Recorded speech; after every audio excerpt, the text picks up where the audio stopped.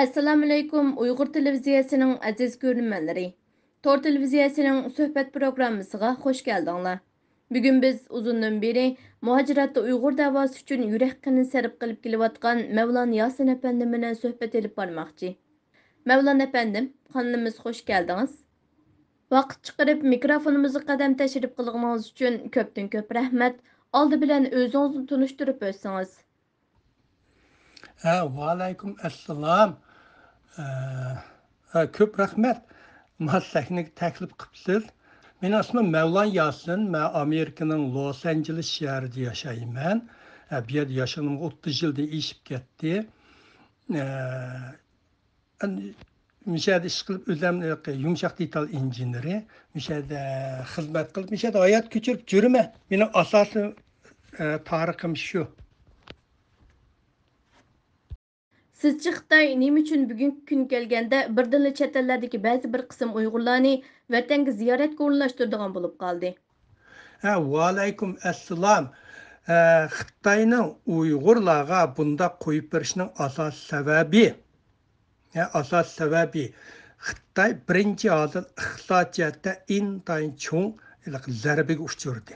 Bularda ishsiz intayin ko'paydi, zavodlar yipildi, qurilishlar to'xtab qoldi, chet el mablag'lari chekinib chiqib ketib bordi, xalq oradagi obrazi intayin ojizlashdi.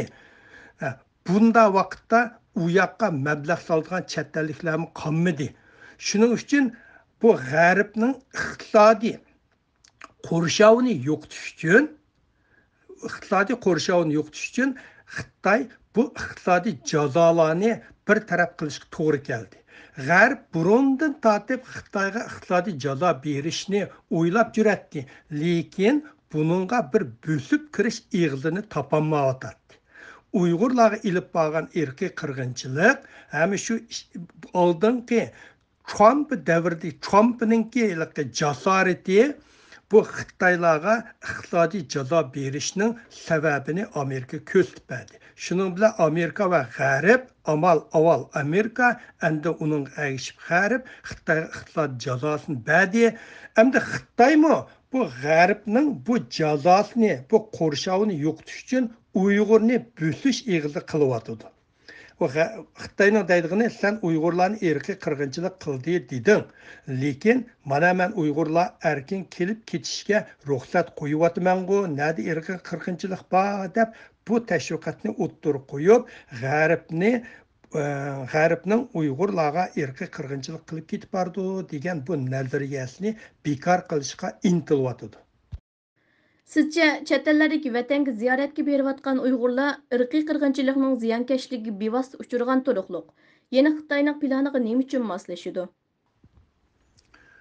Bu bir mas'ul bor bu yerda-chi, G'arb Amerikaning yetakchiligida G'arb Uyg'urlarga irqiy qirg'inchilik qildi deb qaror chiqargan bilan G'arbda yashayotgan zo'r miqdordagi Uyg'urlar irqiy qirg'inchilik bo'lyotdi degan buni Uyg'urlar o'zi qabul qilmadi.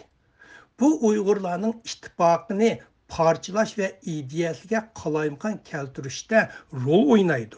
Xitoymi buningdan foydalanyapti. Xitoy har xil qo'rqitish, oilalarni qo'rqitish, bu Uyg'urlar besim istish erkilik bu orqali bu Uyg'urlarni Xitoyning irqiy qirg'inchilik qilib ketib borganiga qabul qilmaslikqa sabab qilyapti. Bu Uyg'urlar nur maslan mishalar nurg'un yerda Uyg'urlar o'ttirsak, bu irqiy qirg'inchilik to'g'riliq hech qanday parang bo'lmaydi.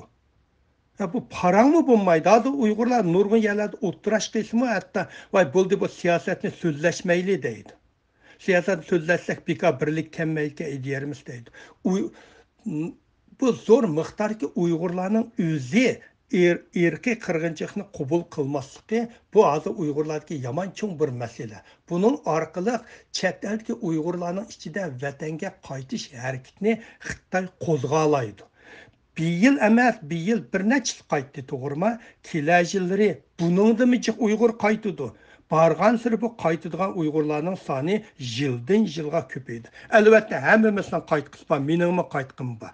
Lekin biz Xitoyning bu suiqasdiga tushib ketmayli deb biz u yoqqa qaytmaymiz. Lekin ko'p sondagi Uyg'urlar buning bilan kori yo'q. Ular qaytish fursat bo'lsa, hammamiz qaytadi. Bundaq vaziyatda biz qanday qilishimiz kerak? So'zlab bergan bo'lsangiz. Bu bir masala.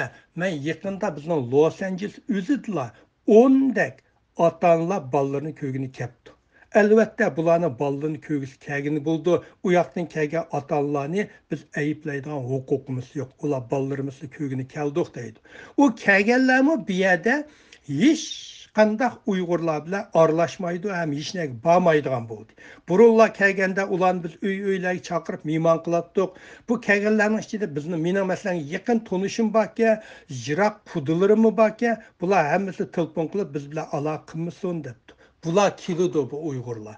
Endi vatandan mayaqdimmi u yoqqa bizning Los Angelesdan bor, Amerikadan bor, vatanga qaytgan Uyg'urlar bor.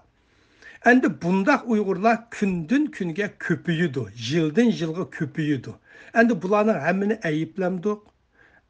Hammani bir chetdan ayiblab chiqarib bularni chetga qoqamdik. Bu Uyg'urlardagi bir cho'ng masala. Albatta qoqmaymiz. Bular ko'p sonni egallaydi. Bularning miqdori ko'pidi. Yana mushlarga tarbiya berish to'g'ri keldi. Mushlar bilan bir yerda o'tirish to'g'ri keldi. Bu bir yaman qiyin masala. Bu masalani qanday hal qilish to'g'riliq. Kundan kun ki bir yil masalan bizning Amerikadan bir 2-3 qaytibdi. Kelajakda 20-30 qaytish kerak. Qaytishi mumkin. Bu masala adı Uyg'urlarda bir haqiqatan qilsangiz bir javob berishga qiyin masalalar bo'ldi. Shu tashkilotlar hamma shaxsiylar bularga tarbiya berish, qaytmaslik to'g'riliq tarbiya berish kerak. Yana bir chetdan berib kelganlardan vatanning ichidagi ahvolni o'sha xalq oraga pash qilishga ilhomlantirish kerak. Agar ular chiqib, 10 odam chiqib bağın bo'lsa, ashlarning birisi vatan masalan Amerika qaytib kelgan bo'lsa, ashadagi ahvolni xalq oraga tunishtirgan bo'lsa, shu yerga erkin qirg'inchilikning uningmi tarbiyasi cho'ng bo'ladi, lekin bu ishlar bo'lamdi, bo'lmamdi, bu har bir tashkilotlarningki tashviqot kuchiga, tarbiya kuchiga tayinliq. Söhbətimizni bu yerdə axırlaşdıraylı.